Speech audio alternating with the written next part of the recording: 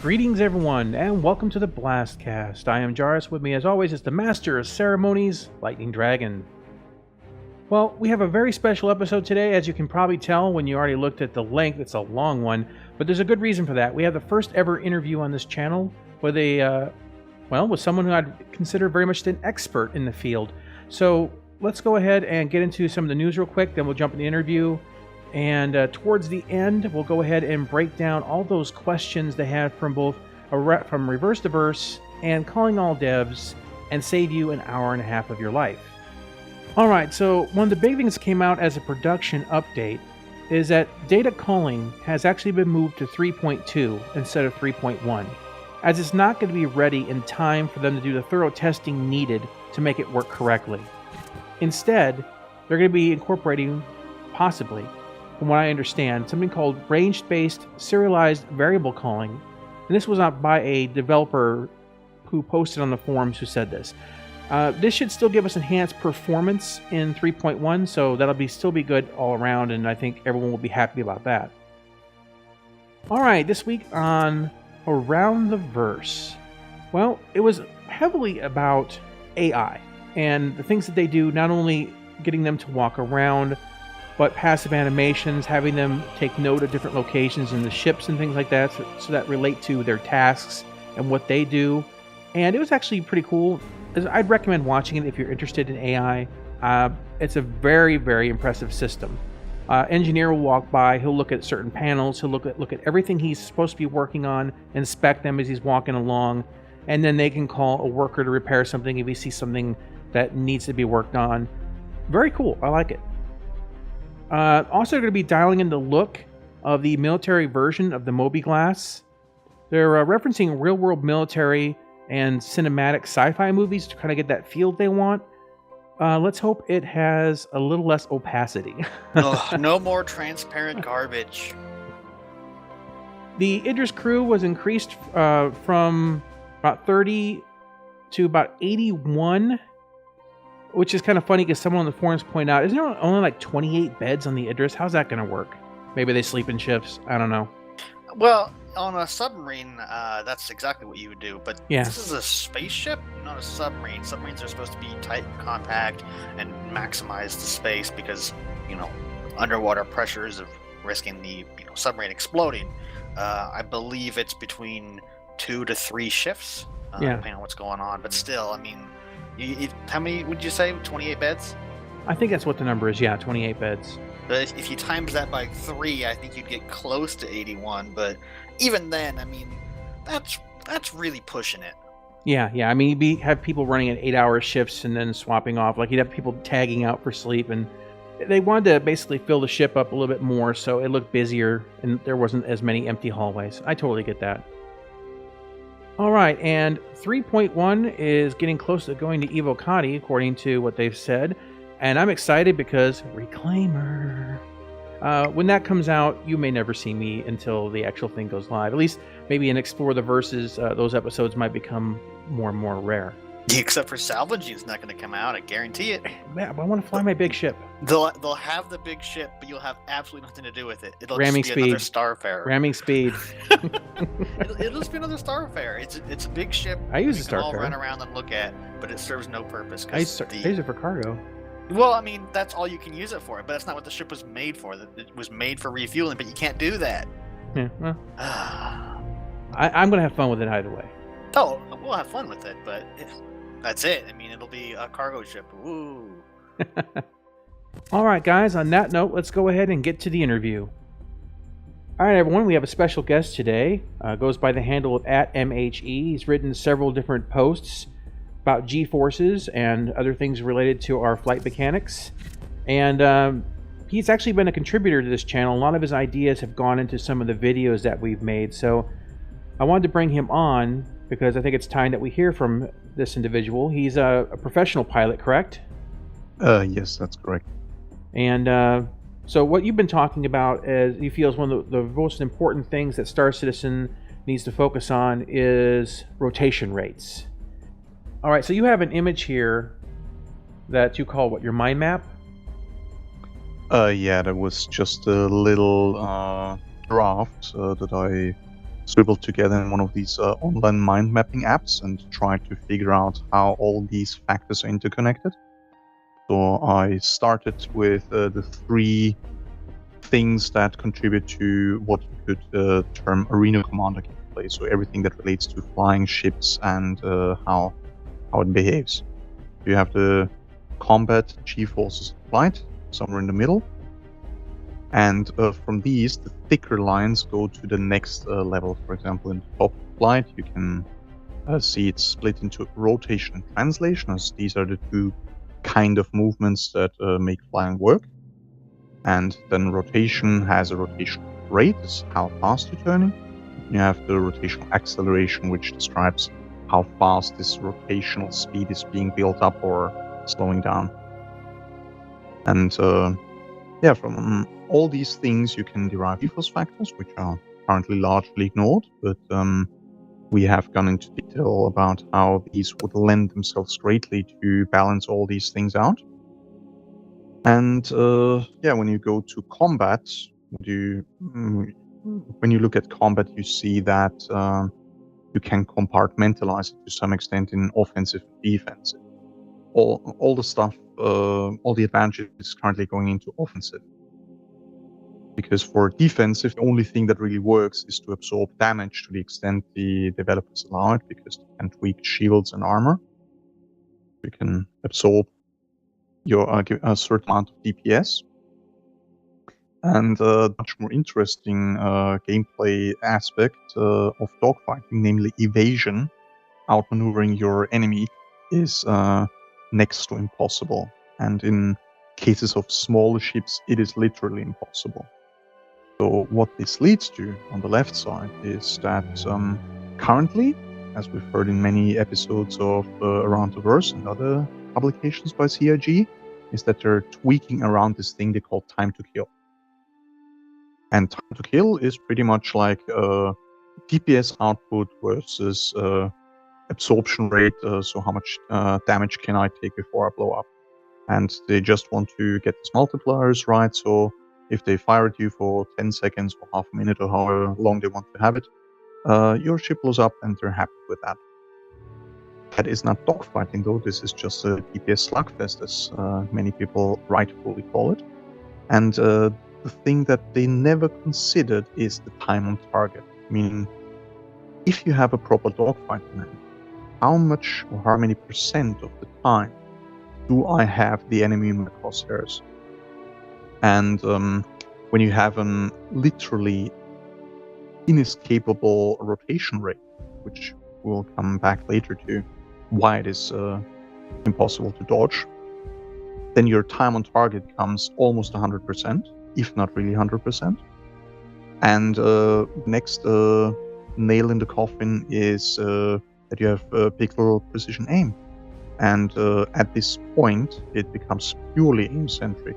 There's no doubt about that, because if you look at any kind of action movie or any kind of dynamic where something is shooting at something or somebody trying to evade it, the shots are usually taken at a high rate of fire, and it is being rotated towards the hit point.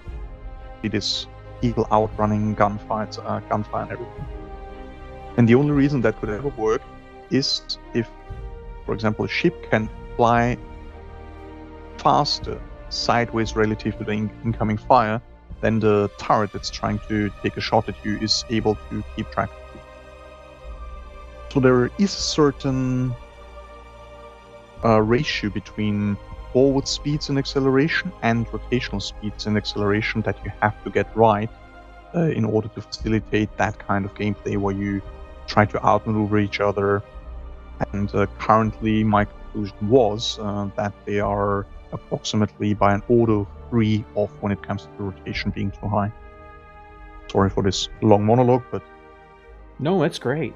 It is a complex subject. I mean, when you look at it, whenever I listen to the CIG talking about, there have been questions people have asked about combat mechanics and flight mechanics in general. It always seems to come back that their answers come down to time on target, DPS, and things like that. No. They're only using time to kill. They never use time on target. Well, I'm sorry, I didn't mean time on target. Yeah, sorry about that. Yeah, sorry, time to kill, TTK. I was looking at your chart and it kind of just came out. Mm-hmm. But yeah, basically, it's always been like a DPS slugfest, and it's really, to me, it looks like it's a first-person shooter kind of thinking that's wrapped up the entire all the flight mechanics, not the maybe not necessarily underlying flight model, but the mechanics and the information that's put into that model to make it behave a certain way. Yeah, it's they have a brilliant physics model underneath all that works wonderfully. And then since the people who are feeding the parameters into that model seem to aim for rather imprecisely defined terms like, a ship has to feel snappy in turns or something like that. The easiest way to do that is just to feed them ridiculously high acceleration rates and give the system pretty much outsmart the system by giving it a lot more thrust than it needs, and then just hard cap it at the rate that you want it to behave in the end. And this is exactly what happened. Up to 2.6.3, where I've looked into the numbers extensively, the ships were all capped at a fraction of the thrust capabilities, which means thrust was just practically infinite. Wow. And they were. It would, regardless of what you would ever do, you would always have several orders of magnitude more thrust than you would need to perform the task, or go to the limits of which at which IFCS says, okay, this is the most I will ever allow. Yeah, because we had done that video where we did the full breakdown in Kerbal and showed how when we just unleashed gave the full potential power. Yeah, the full potential, and basically the ships would explode from re-entry heat right on takeoff and kill the pilot, and it was ridiculous. It was like fractions of I think it was like 1/7 or 1/8 of the power of a Saturn V rocket that was strapped to a Hornet, and the Hornet doesn't even weigh near as much as a Saturn V rocket. So it's one of those things that it's way over the top. So what's happening is that even if your ships take damage and you're supposed to feel the effects of thrusters, you're not feeling them like you should because there's so much extra power around that it automatically compensates for the most part for some of these things. It just says, okay, well, I still have to reach these time goals, and it doesn't matter. It's just kind of weird. It's an odd disconnect. Correctly, at I think it was the last interview with Pritchett, where they casually mentioned on the side that I'm not sure about this, but I think I remember something along those lines, and other people have told me this as well, that they're moving away from the thruster to a completely time-based model, which would be, would make the whole thruster mechanic completely pointless. But as everything, it's all in motion, and you cannot. If they just go for target times, then there's very little point in having all the underlying thruster calculations being done in the first place. Would it's actually be beneficial. Yeah, it would be beneficial to remove all that stuff because it's just wasted CPU cycle at that point. True. Okay, so you have a chart you've created, and you created a post about it on the was it on the ideas forum, or where did you put this particular? It was this one. The charts that I sent you, I did as a part of my thought experiment on what would happen if we would have a realistic GeForce model put into the game and really follow through with it to the last degree. And so I pretty much tried to advocate or suggest using the actor status system as a balancing tool for flight dynamics, which would make sense because in the end we're playing a game about humans in space. So it would make sense to design flight around what how humans behave and what they can do and can't. Right. So what I did is just use rather simple formulas to see how many Gs would occur and how what would be my result turn radius if I would have a certain turn rate in degrees per second at a certain speed.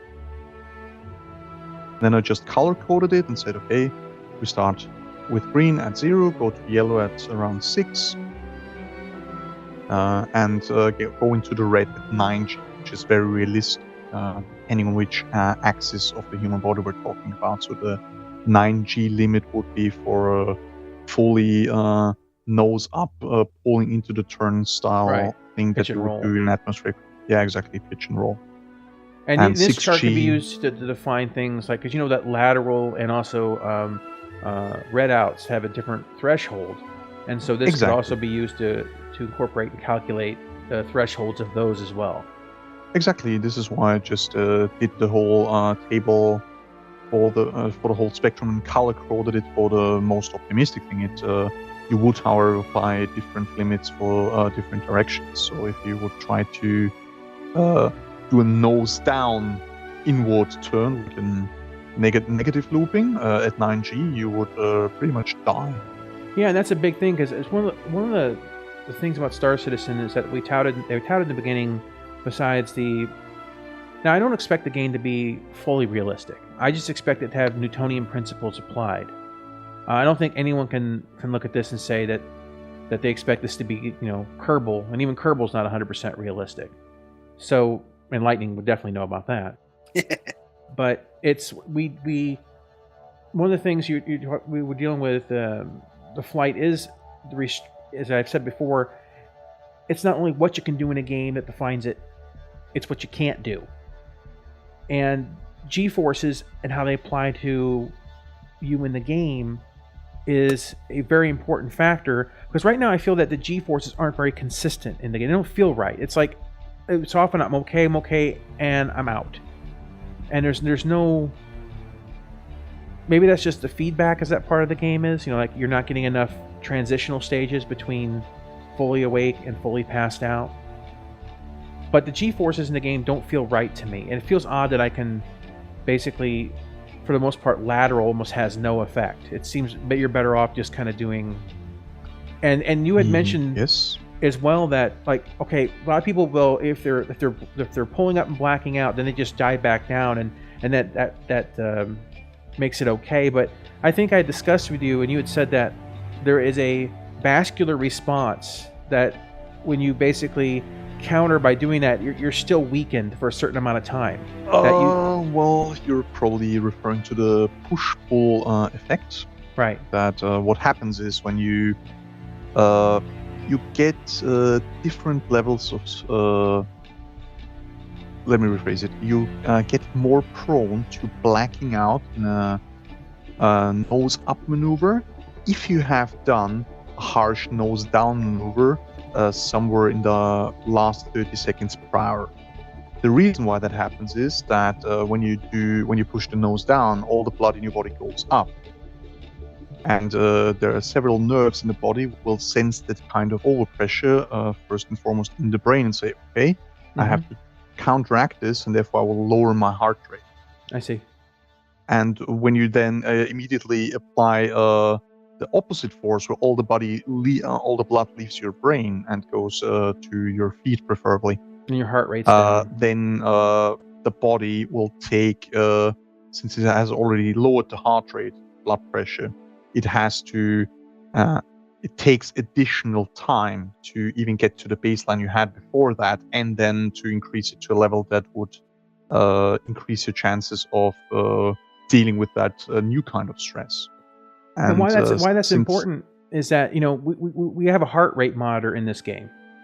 Exactly. And they tried a while ago they mentioned that they wanted to map out the oxygen levels in the blood and things like that. So we've got heartbeat monitors in this game. They should have never ever said that. Yeah, I know. I'm just saying that if they've got it in there, and you're talking about when we're dealing with flight, it's more than just the maneuverability. It's also to a degree your endurance, and bad maneuvers should have effects on the pilot. And that's yes, absolutely. You said it perfectly correctly before. The G-forces feel off and they feel incomplete, and the reason why they're incomplete is because they only happen in the vertical axis, as far as I can tell. And there are quite a few people who specialize in ship-to-ship combat and even do a lot of different tutorials, be it in video or in written form, and all of them advocate circle strafing of one way or another. And that is not because they're like, oh, look at me, I'm a FPS player. They are perfectly pragmatic in their view, and they just use the most advantageous strategy. And if this strategy, you have no penalty for yawing, and you don't have a penalty for strafing sideways at incredible rates, so why not use this to your advantage? So what you try to do is to avoid the vertical axis, where you do have some kind of penalties or limits. So what they use is they roll in a way that enables them to strafe sideways around the enemies. And this is the perfect thing to do because right, and you create the smallest profile too on your ship. Exactly, you are the smallest target. You have 100% of time the enemy is in front of you, and therefore you're able to fire at him. You can move left, right as much as you want without any kind of punishment or whatever. And yeah, there's not much you can do against this strategy. I mean, there are some people who's like, oh, I'm annoyed by the G-forces as they are already. And say, oh, I would love if they remove it. Yeah, then we would just have the same thing additionally on top of what we have now on the vertical axis. So they would do circle strafing on 2 axes now, making the roll completely obsolete. So, yeah, that's not going to be a very useful omission there. All right, and then your last table you had an angular target tracking, and basically this shows how you incorporate rotation rates. And let me go ahead and zoom in here on the first line, or actually I should say the second line, because I want to show everyone how quickly the entire system breaks down. So if you could explain this chart to them and explain what we're looking at, and explain why the rotation rates in Star Citizen breaks down on the most basic of levels. Well, what I did was just using the G-force formulas and modifying them so in the way that you just calculate it from the other side. The equation is the same. So I was interested in the relationship between rotational speeds and forward speeds, because at the moment we say, okay, everything is so aim-centric, and why is that?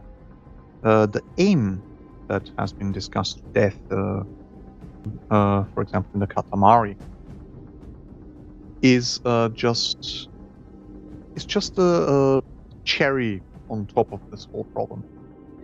So I calculated, I made the assumption that there is a player engaging in targeting, like staying stationary, and just rotating his ship so he can keep his nose on you.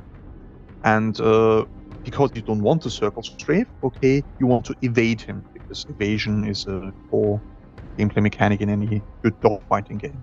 Yeah. And then I calculated, okay, if the guy who's staying still can rotate at a certain rate, how fast would I have to fly a circle around him, and how many Gs would I pull in the process to outfly which rotational capability of the camper, for lack of a better word? And these numbers are quite funny, and they also explain why combat as it stands with the current typical engagement distances and speeds are the way they are.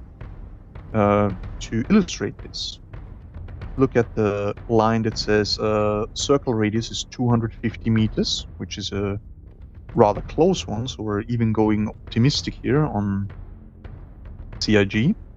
And we look at the ship matrix, and the Hornet, from the back of my head, should currently have a pitch and yaw rate of 70 degrees per second. Yeah. Which is far, far less than really agile stuff like the Xi'an Scout, which I think is something the M50 of 100. and things like that. Yeah, so the the really small, nimble stuff is even more extreme than that. So let's stick with the Hornet for that example. So if you want to outfly the Hornet at the 70 degrees it has, you would have to fly a circle around with a radius of 250 meters. Your forward speed would be 305 meters per second, and you would pull 38 Gs in the process. That 38 Gs is like, okay, and people don't really realize how much that is. To put this into perspective. So imagine there's, for example, imagine this in terrestrial combat. Like there's a tank in the middle and he can rotate his turret 70 degrees a second, and you're sitting in a car and try to drive a circle around him so that he can't hit you. That circle has a diameter of 500 meters, which is a third of a mile. And then if we calculate the circumference of the circle, so it's the diameter times pi, which is, let's for the sake of simplicity say that's 3 and something. So you end up with a 1 mile diameter circle around the tank. And each revolution around that circle takes you 5 point something seconds. Just imagine that. You drive a mile in 5 seconds in a circle. And then just tell me that doesn't squish you against the door or something. I mean, it is ridiculous if you try to put this into terms that you can comprehend from everyday life. Sorry, it's really funny to me because Lightning and I have been talking about, you've done it so eloquently here of breaking down mathematically what Lightning Dragon and I have been saying in a lot of regards to this flight model for a while, and it's just like, we play a lot of vehicle games. Lightning and I, we play tank games, we play like Space Engineers, we play, all sorts of different things. We love vehicle games that, especially if they incorporate physics, and it's bad enough that when we've seen this stuff and felt it's wrong, but to look at the numbers and see how wrong it is it's beyond laughable. It's hilarious. It is just Leslie Nielsen Naked Gun 33 1/3 hilarious. It goes even worse. There's people say like, oh, there has been this badass guy who survived 46G. Like, yeah, he was pretty much the guy who found the science of biodynamics, and he was the first volunteer crash test dummy, so to speak. And he did this for rather short periods of time, and there have even been car crashes where people walked away relatively unscathed. A good example would be Robertsa in a Formula One crash. There is footage of that online available, and the Formula One championship press committee later released the data, and the peak was around 70 or 75 G, but only for a tiny fraction of a second. Right. If you suffer these accelerations for any significant amount of time, you're absolutely dead. Yeah. All your internal organs would be ripped to pieces. Oh yeah, it's and that's the thing too. That the Star System, like to talk about how having these special suits, like, oh well, you can withstand 2 times a G. That doesn't make sense because I don't care what kind of suit you have. You can't get it doesn't apply to your eyes. It doesn't apply to your brain. And it doesn't. Well, to some extent you can do this reasonably. For example, well, you can give a little bit extra, but not like to the limit that they're talking. Well, even if you say, hey, we're talking twice the tolerance of G forces here, okay, let's do this mental experiment. Can I outfly the Hornet? No, I can't, because 38 is still more than twice 9G. Mm-hmm. Yeah, so, it's still way over the top. Exactly. So rotation has to come down because everything else is just a consequence of that. So once rotation comes down and translation, so speed of ships stays pretty much the same, all of a sudden you can actually outfly an opponent. And this will reduce the time on target of all the participants. Maneuvering suddenly will account for something. It would lower the pace to an extent that would enable you to use subsystem. It would make it possible to use turrets more effectively. It would even mitigate the imbalances in imprecision between the input devices to a large degree, because even if you have the best aiming in the world, if you only get to play that advantage 5 or 10% of the overall time a fight takes, it's not going to be that much of an impact as it is now. One of the things that, like, without too much thought, is like if they removed the G-forces from the game, but not in the sense that we don't have punishment, is you just do it where, like, okay, this would equal X amount of G-forces, and the game just won't let you do that. And we've talked about this before, where... That should be your G-safe mode, I think. Yeah, but what the idea behind it would be, it'd be part of the base game, Mm-hmm. and then you'd have like a little bit of, wiggle room above that, where basically you will just go into like actual G-force mode. We'll just pass out and you just lose all control. Mm-hmm. But when you look at the chart that's this big and this like well detailed and fleshed out, you probably couldn't do that without completely ripping apart the entire flight system as it is right now and redoing it from the ground up. Good. I mean, it needs to be, but... Actually, you could. You would only have to do very simple tweaks to how it stands right now. So what you would have to do is to make your rotational capability scale dynamically with your forward speed. At the moment, there is no real hard connection between flying in a certain direction and how fast you can rotate around all axes, because you can just decouple all day, every day, and you will never run into limits of rotation. And partially why that is because there are no rotational G-force implementations, simply because the pilot body in the physics model is assumed to sit at the center of mass of the ship, and therefore you don't have any kind of moment arm that is acting on rotation.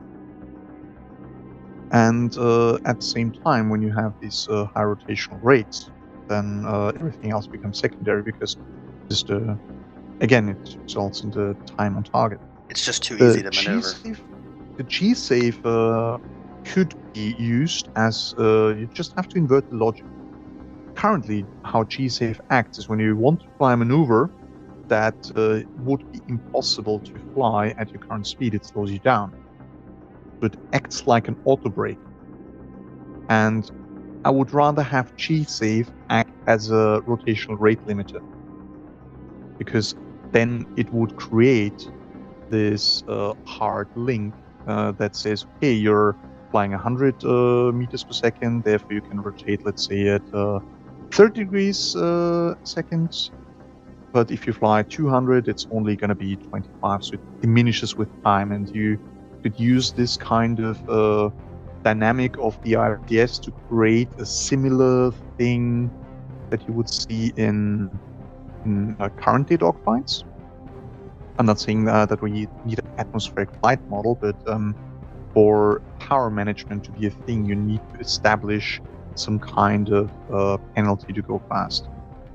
So every aircraft in existence has different turn rates depending on speed, and if you look at, I don't know, for an F-16 it will be around the 330 knot ballpark, and if you use too much speed, then you will bleed that if you use too much turn rate, you will bleed that speed. And therefore you will be at a disadvantage, because your next maneuver, if it comes right after, you have no time to build up speed again and gain your rotational ability back. And all these slight energy management dynamics is what makes a dogfight, and this is what makes it so complex and so rewarding when you get good at it. And that's another thing too, as the last point, is that it's very interesting that it seems that in Star Citizen that you can rotate equally as fast, or maybe even faster than you can roll. And roll is typically what you see as the fastest axes in by far. Yeah, and it's because it's the cheapest as far as effect on the human body. So rolling has always been very quick. I mean, you look at something like, I don't know, like the Blue Angels or whatnot. You can see how fast they can roll, and they can stop that roll. They do these start stop, and it's very, and when you do a pitch and roll flight model, the ability to quickly do that kind of roll and then change your direction is part of the whole dance when it comes to dogfighting. It is quite funny if you compare the flight dynamics of, let's say, the Blue Angels of an F-18. Mm-hmm. An F-18 at peak turn rate will be approximately also in the 30 degree per second ballpark, because you're simply limited by the 9Gs. Hey, they're flying Hornets, just saying. I know, the Blue Angels are flying Hornets. And so we're comparing the real-life US Air Force Hornet and the fictional Star Citizen Hornet. Exactly. And the ratio between pitch and roll is completely backwards in Star Citizen. Mm-hmm. Because the Hornet, I think, rolls at, probably we can look it up, but I think from the back of my head it should be 100 degrees a second. Yeah, I think it's something in that ballpark, yeah. Yeah, but it's not that much off from pitch and yaw. And pitch and yaw should be 70. And the real-life Hornet will probably in a really hard high G turn will turn, I don't know, 30 degrees a second, and will roll at a rate in excess of 360 to 400 degrees a second. Yeah. And it's a huge difference. So exactly. So roll needs to be buffed up by a factor of 3 or 4 in Star Citizen, while you have to nerf pitch and yaw rates by a factor of 3, and then you're somewhere in the ballpark where you can say, okay, this is where next fighting could theoretically occur. You can lure it out of the game mechanics, so to speak, and once it starts happening, then you can start fine-tuning it. But they're currently so way off with the flight parameters, and try to compensate for that with all the weapon parameters that I'm really wondering why has this not been looked at so far. I mean, it's been 5 years in, and with several hundred people working at it. Like, and practically you can fight that feels like it's just graphical placeholder. I mean, you can move your ships around, and that's it's just the depth isn't there. And I feel that they went completely off track after their initial 0.8, and it's just gone downhill since then. In 0.8, you had a lot better gameplay simply because the side strafing and 6 degrees of freedom were not so extremely overdone. Right. But you still had the problem of overblown rotational rates versus translation rates. True, but that was like one of those things I feel they could have done tweaking to that instead of throwing the whole thing into the garbage, basically. Oh yeah, that would have. Yeah. I think they slapped on the 60 UF stuff to make everybody happy, and now they really don't know what to do with it. Yeah, I don't think it made everyone happy. I just think it made some vocal people happy. But yeah, I think it would even be reasonable to have some ships that don't have the side strafing ability at all. It would not be beyond reason. I mean, yes, you have to have it in space flight to have the Newtonian model work. But you could have it where it's very, very low. Well, you just need as much sideways, for example, thruster capability as you need to overcome centrifuge forces as a result of a turn. Mm-hmm. This is what you need to compensate for it. But there is probably, I don't know, let's say Origin Jumpworks says it is our design philosophy not to give people manual access to sideways thrust because our IFCS does not work that way.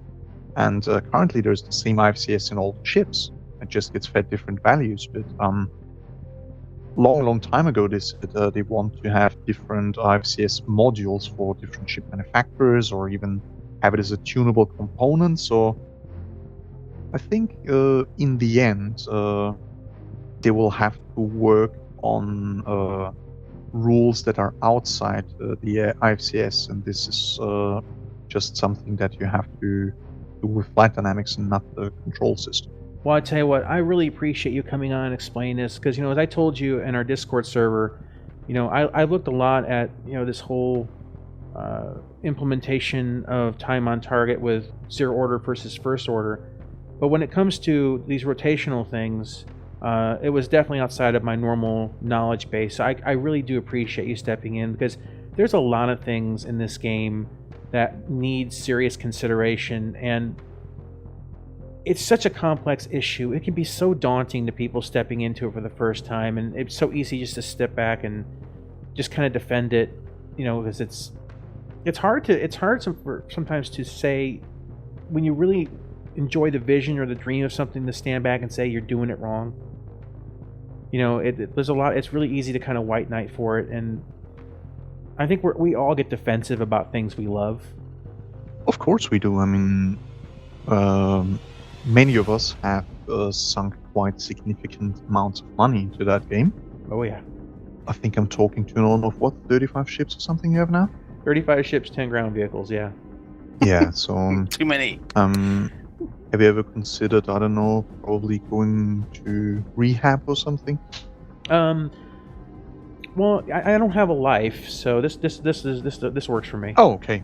That is scratch what I just said. So you, sir, got your priorities straight. All right. All right. Well, I hope everyone enjoyed this, and what I'll do is I'll leave links down below to some of your posts, and give them a read. He's done some pretty good breakdowns about these issues, and just kind of take your time and consider some of these points, because these are very important to the future of Star Citizen, and we need to have systems that mesh, systems that make logical sense, so that we can have large ships blend with small ships, and we can have evasion instead of just dodging, and we can have meaningful pacing of the game that's going to be great for the long haul. Right now, the gameplay as it stands wouldn't hold my attention for a week, but hopefully we can get something that can give them that 10-year time period they're looking for. If we can get CIG to take a look at some of these issues that a professional pilot has pointed out, that we can actually get a flying game. And as I said, he's been a good contributor here to this channel, and hopefully sometime in the future as these issues progress, we'll have him back and get his thoughts on the changes. Alright, so let's go ahead and get into the Q&A, reverse the verse, and calling all devs, and give you the very quick breakdown. There's very little we have to comment on it, so let's just get into it. Reverse the verse was about the Vulcan. Question 1, is it self-repair including drones? The answer is yes. Refill ammo, ballistic ammo, or missiles is not fully fleshed out yet, but it sounds like missiles are a possibility as well. Replaces the Starfare? No. Specialized ships are always going to do better at the same job. Drone modes, they need to dock to change their function. Same drones as other ships, they're specialized, but they're made by the same company. How many ships can be repaired? That depends on the level of damage. Can the drone sabotage another ship? No. Vulcan this year? Not on schedule. Can it be run by a solo player? Yes.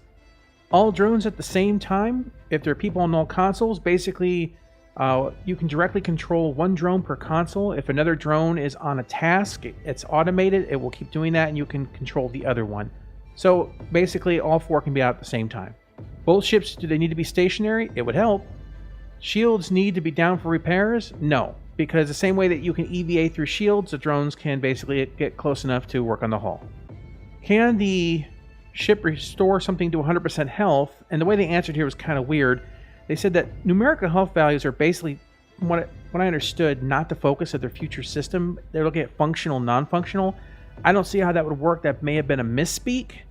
But, I mean, everything's going to have a value, a numerical value at some point. Yeah, because it's a video game, so you can't just have a fixed or unfixed state. Yeah. Because that means everything one-shots everything, because that'd be getting rid of a hit point calculator. So, I mean, I'd have to assume, I would hope, that they just worded or phrased the question really weird. Yeah, because there's no way they can get rid of HP.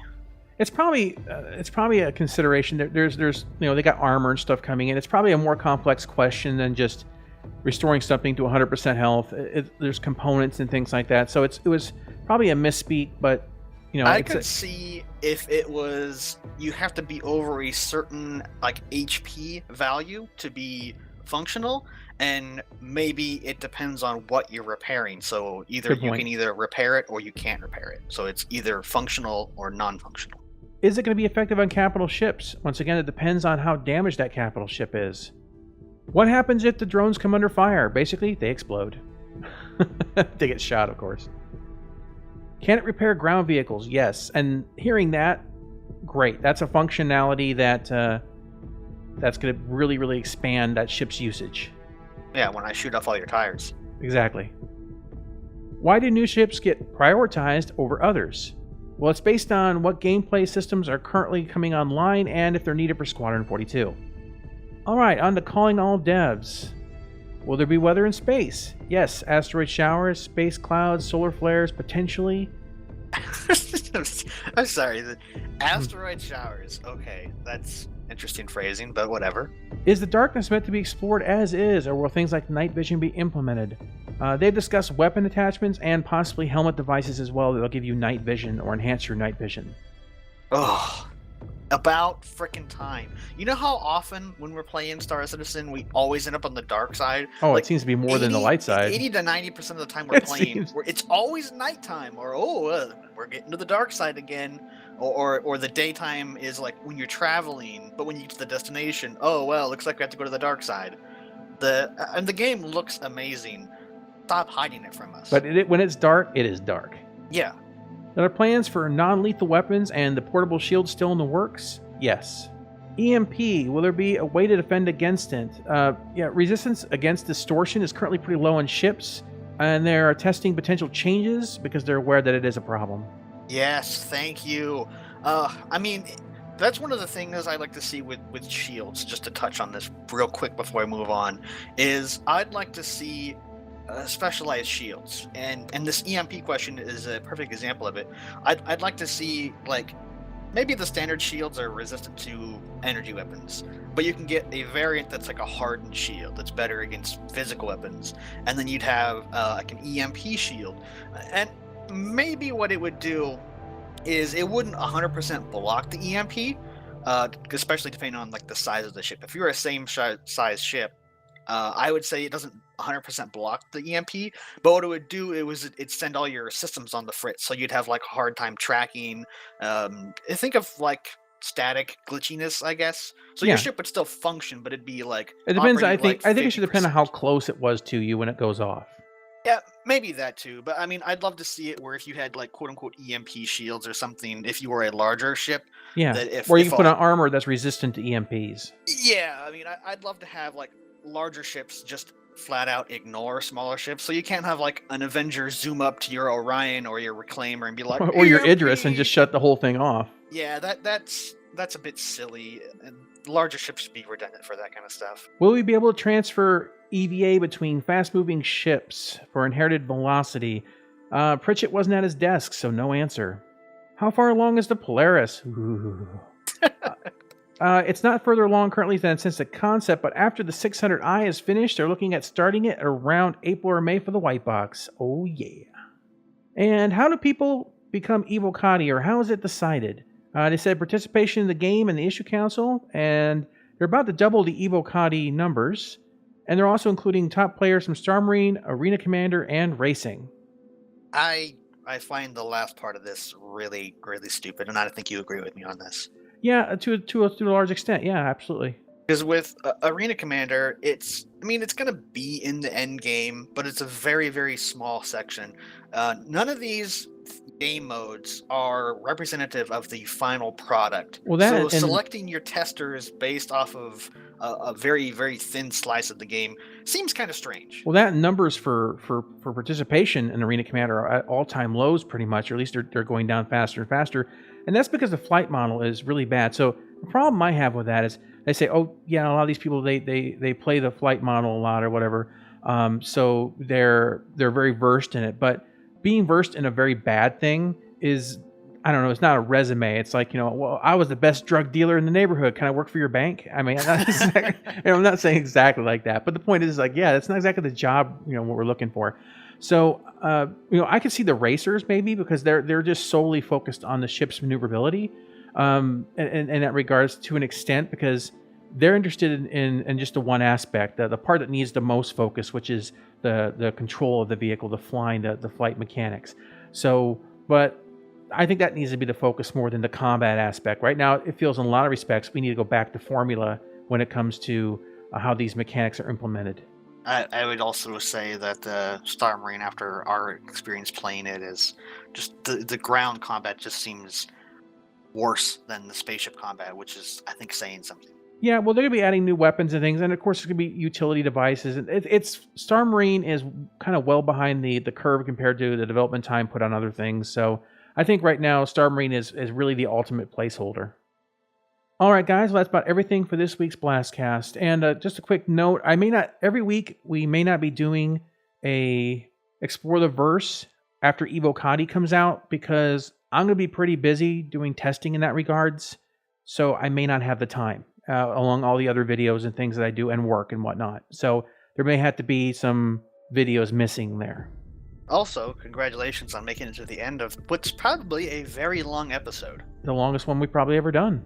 I don't know about that. We've had some pretty long episodes. That's true. It's definitely up there.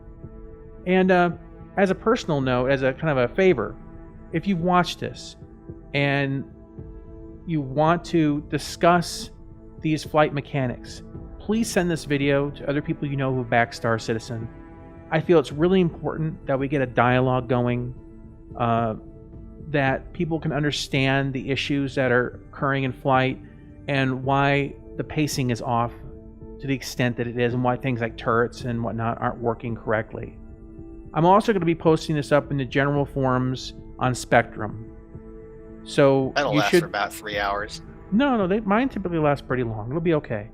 But if you want to join the discussion there, you'll probably see this video's thumbnail somewhere in there, and chime in, because we really would like to get this conversation rolling.